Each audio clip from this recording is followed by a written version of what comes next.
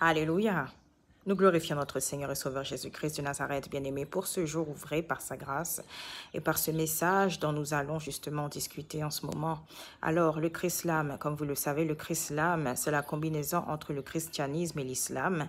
Donc, à l'issue de ce pacte éducatif qui a été signé entre le pape François et le grand imam Al-Azhar à Abu Dhabi le 4 février 2019, vous voyez qu'à l'issue de cela, il y aura la combinaison entre l'Église catholique et la mosquée. Donc, bien-aimés, voyez que si cette religion unique voit le jour, c'est pour justement que, bien-aimés, les plans de l'ennemi, que Satan soit ainsi érigé, parce que nous savons que nous vivons l'apostasie en ce moment dans l'Église. Nous voyons ainsi que véritablement le nom de Jésus-Christ est foulé aux pieds. Et par là même, bien-aimés, si vous dites être chrétien, n'oubliez pas que c'est par Abraham que l'alliance ainsi a été formée entre Dieu et nous les hommes, et que c'est Jésus-Christ qui en est le souverain sacrificateur, parce qu'il s'est livré lui-même en rançon pour tous, et parce que c'est son sang précieux qui fait que vous et moi, nous sommes encore en vie, qui fait que vous et moi, nous soyons épurés de nos péchés en le confessant de nos bouches comme étant notre Seigneur et Sauveur.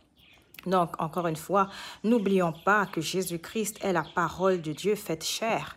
Donc, si certains rentrent dans ces rouages, les rouages du pape, qui veut dire que c'est pour la paix que cette religion unique doit ainsi être restaurée, n'oubliez pas ceci, que notre Seigneur et Sauveur, Jésus-Christ lui-même, dit dans l'évangile de Matthieu, chapitre 10, verset 34, « Je ne suis pas venu pour apporter la paix, mais la parole de Dieu, qui est l'épée de l'Esprit. » N'oubliez pas que c'est lui-même la parole de Dieu faite chair et qu'il a habité parmi nous, qu'il est venu nous enseigner ses voies, comment accéder au salut.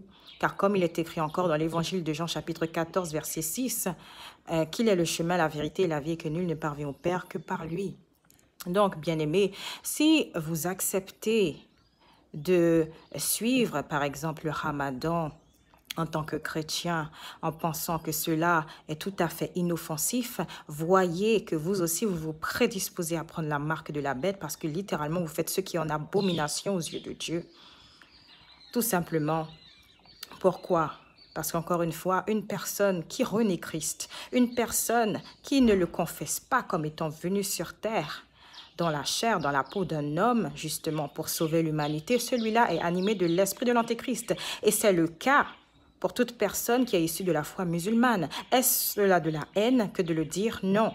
Mais encore une fois, mieux vaut suivre Dieu que de suivre les hommes. Mieux vaut justement être dans les faveurs de Dieu que d'être dans les faveurs des hommes. Parce que, encore une fois, comme il est écrit, mieux vaut craindre celui qui peut faire périr l'âme dans la géhenne que de craindre celui qui ne peut que tuer le corps. Donc, encore une fois, bien-aimés, je prie que le Seigneur, par son esprit de discernement, de sagesse, de connaissance, de révélation, de vérité, vous insuffle absolument toutes choses dans le cœur, afin que vous ne preniez pas part au fléau, afin que, justement, vous puissiez, littéralement, bien-aimés, fuir la colère de Dieu qui est à venir. Restez bénis en Christ et à bientôt par sa grâce.